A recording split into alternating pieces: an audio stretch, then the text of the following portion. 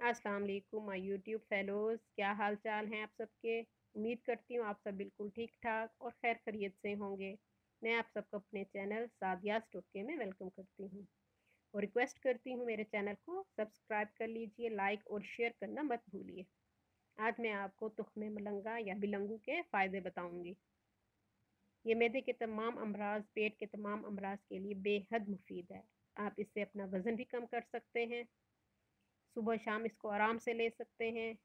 आपने करना क्या है, इतना चम्मच आपने 1 गिलास पानी में डाल देना है और इसको भिगो के रख देना है। मैंने पहले से भिगो के रख दिया था ताकि आपको दिखा सकूँ कि ये इस तरह फूल जाएगा।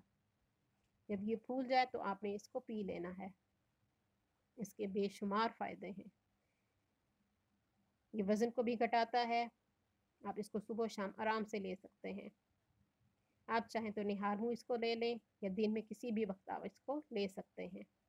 अगर आप इसको दूध में लेना चाहें तो वो भी आप ले सकते हैं। आपने मगर दूध में डायरेक्ट नहीं डालना, आपने पानी में पहले भिगो देना है, जब ये फूल जाए तो फिर निकाल के आपने दूध में डाल देना है।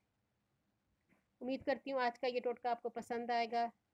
दुआओं में याद रखिएगा। अल्लाह हाफ़िज़।